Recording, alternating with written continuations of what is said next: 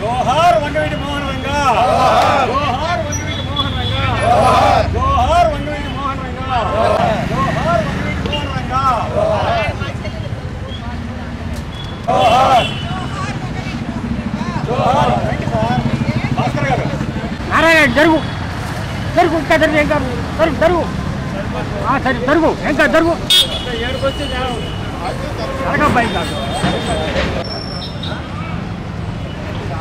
Sir దండ పెట్టుకో sir. సమావేశంలో ఉన్నారు నారపశెట్టి రామ్మోహన్ గారు, పొత్తూరు రాజ్యలక్ష్మి గారు, వల్లంశెట్టి హనుమంతరావు గారు, సూరినేని పోలేరయ్య గారు. రాష్ట్ర కాపు జేఏసీ పక్షాన ఏదైతే రాష్ట్ర ప్రభుత్వం గతంలో 8వ నెలలో దొమ్మర సామాజిక వర్గాన్ని బలిజ కాపు వర్గాల్లో కలుపుతూ గిరి బలిజగా జీవో నెంబర్ 5 విడుదల చేసింది.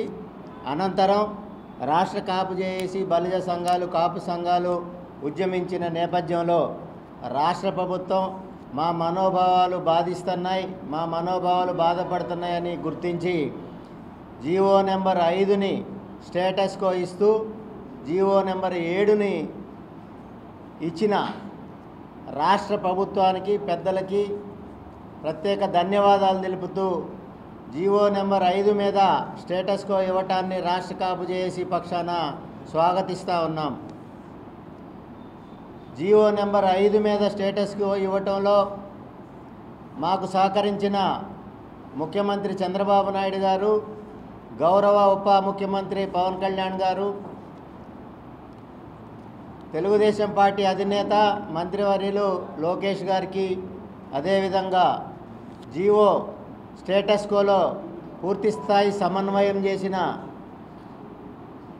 రాజ్యసభ సభ్యులు సానా సతీష్ గారికి రాష్ట్ర కాపు జేఏసీ పక్షాన, ప్రకాశం జిల్లా కాపు సంఘం పక్షాన ధన్యవాదాలు తెలుపుతూ ఉన్నాను, స్వాగతిస్తూ ఉన్నాము.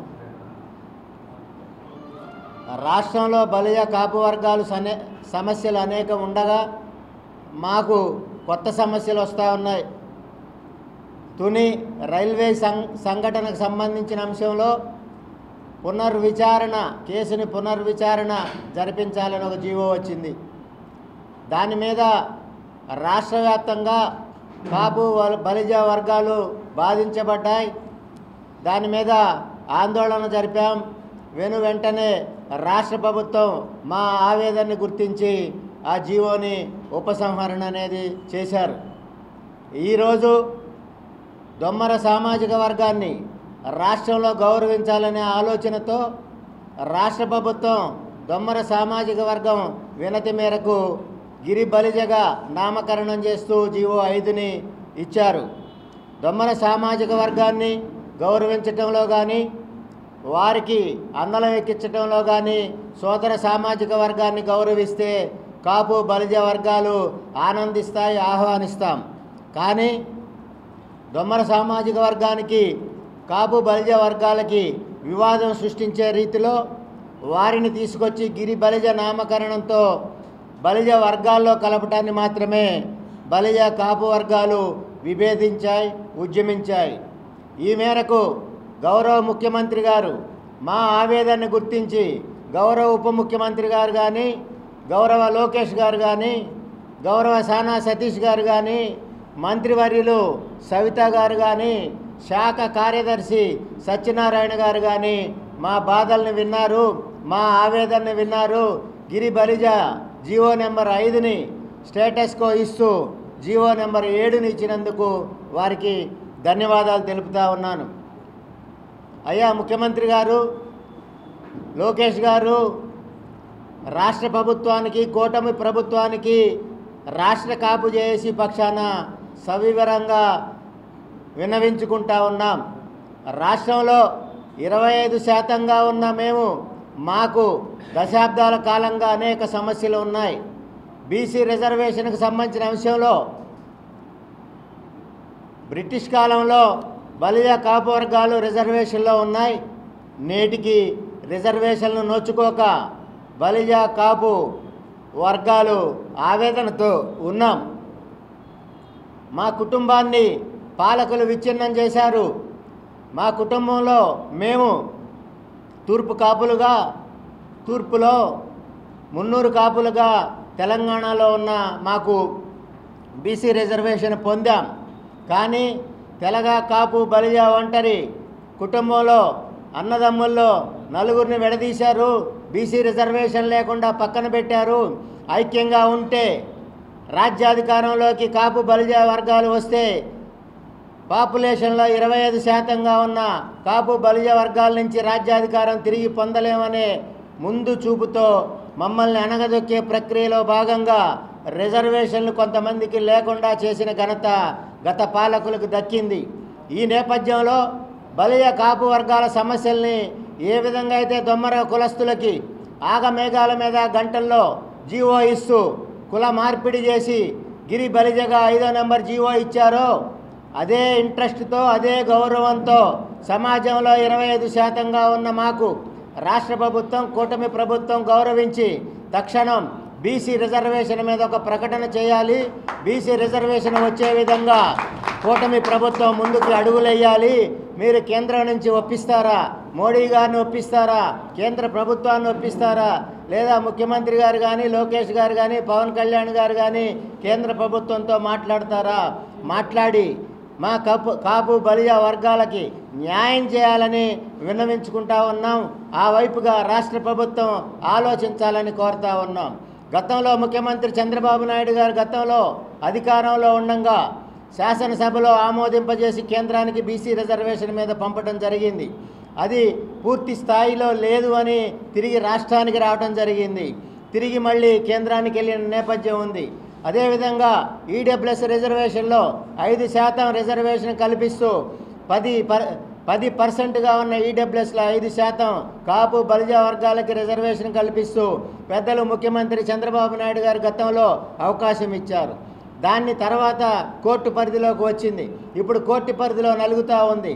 కాబట్టి బీసీ, కాపు, బలిజ వర్గాలకు సంబంధించిన రిజర్వేషన్కి సంబంధించిన ఎప్పుడైనా సరే, ఏ సంవత్సరం అయినా సరే బీసీ రిజర్వేషన్లకు సంబంధించిన అంశం కొన్ని దశాబ్దాలుగా కోర్టు పరిధిలో తప్పనిసరిగా ఉంటుంది. రాజకీయ నాయకులు ఆలోచించాలి, పార్టీ అధినేతలు ఆలోచించాలి. కాపు, బలిజ వర్గాల మీద కక్ష విడనాడి కాపు, బలిజ వర్గాలకి సహాయ సహకారాలు అందించే రీతిలో ప్రభుత్వ పెద్దలు ఆలోచించాలని విన్నవించుకుంటా ఉన్నాం. ఎందుకని బలిజ, కాపు వర్గాల రిజర్వేషన్లకు సంబంధించిన అంశం దశాబ్దాలుగా సుప్రీంకోర్టులో కానీ, హైకోర్టులో కానీ నడుస్తూ ఉంటాయి. ఏయించేది ఎవరు, ఏయించే పార్టీలు ఎవరు, ఏయించే అధినేతలు ఎవరు అనేది కూడా సమాజం గుర్తించింది. కాబట్టి బలిజ, కాపు వర్గాల మీద కక్షపూరిత వైఖరి విడనాడి ఏదైతే బలిజ, కాపు వర్గాలుగా మేము రాష్ట్రంలో 25% ఉన్నామో మా మనోభావాలని గౌరవించాలని, మా మనోభావాలని ఆలోచించాలని మా పట్ల ప్రభుత్వ పెద్దలకి, అదేవిధంగా ప్రతిపక్ష పెద్దలకు కూడా సవివరంగా విన్నవించుకుంటా ఉన్నాం. అదేవిధంగా రాష్ట్రంలో బలిజ, కాపు వర్గాల సమస్యలు అనేక ఉన్నాయి. దీని మీద గత ఎన్నికల ముందు కూడా ఎన్నికల మేనిఫెస్టోలో పెట్టమని రాష్ట్ర కాపు జేఏసీ పక్షాన మేనిఫెస్టోలో పెట్టే విధంగా అందరికి కూడా వినతి పత్రాలు ఇచ్చాం. బీసీ రిజర్వేషన్కి సంబంధించిన అంశం కానీ, అదేవిధంగా కాపు కార్పొరేషన్కి సంబంధించిన నిధులు ఏదైతే ప్రభుత్వ పెద్దలు, కూటమి పెద్దలు ఎన్నికల సందర్భంగా హామీ ఇచ్చారో ఆ హామీని మేరకు కాపు కార్పొరేషన్కు 3,000 కోట్ల రూపాయల సంవత్సరానికి హామీ మేరకు నిధులు విడుదల చేయాలని రాష్ట్ర ప్రభుత్వ పెద్దలకి విన్నవించుకుంటా ఉన్నాం.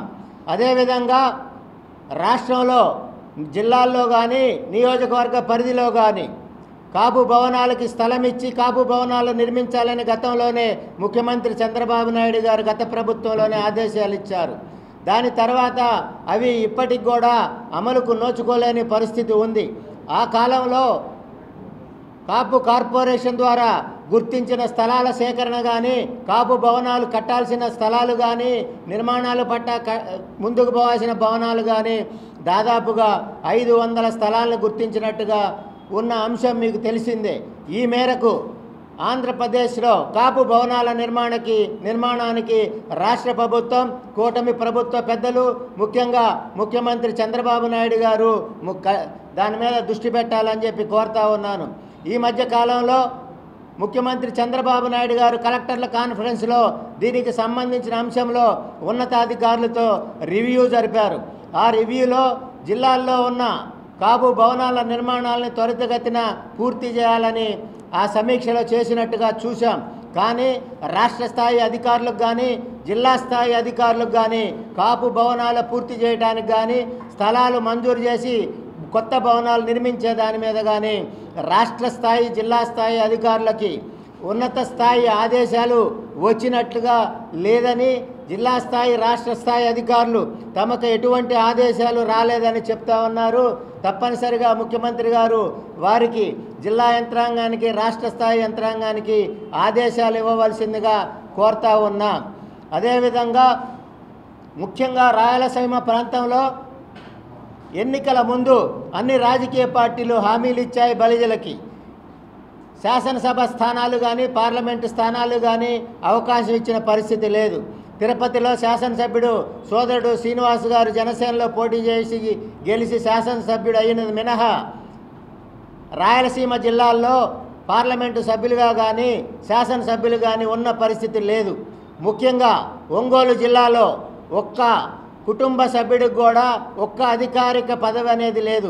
రాజకీయ పార్టీల్లో కూడా ముఖ్యంగా ఒంగోలు జిల్లాలో ఏ రాజకీయ పార్టీల్లో కూడా కాపు బలిజ వర్గానికి సంబంధించిన నాయకుడు నేతగా రాజకీయ పార్టీలు గుర్తించలేదు, పదవులు ఇవ్వలేదు. ఏదైతే ఎన్నికలకు ముందు కూటమి ప్రభుత్వం కూటమి పెద్దలు హామీ ఇచ్చారో దామాషా ప్రకారం రాష్ట్రంలో 25% ఉన్న కాపు బలిజ వర్గాలకి తప్పనిసరిగా కార్పొరేషన్లో కానీ నామినేటెడ్ పదవుల్లో కానీ దామాషా ప్రకారం మాకు రావాల్సిన వాటా మాకు ఇవ్వాల్సిందేనని రాష్ట్ర ప్రభుత్వ పెద్దలకి కూటమి ప్రభుత్వ పెద్దలని డిమాండ్ చేస్తూ ఉన్నాం. ఎందుకని సామాజిక న్యాయం జరగటం లేదు? రాయలసీమ ప్రాంతంలో కనీసం రాజకీయ పార్టీ పదవుల్లో కూడా మేము అర్హత లేదా అని పెద్దల్ని రిక్వెస్ట్ చేస్తూ ఉన్నాను, డిమాండ్ చేస్తూ ఉన్నాను.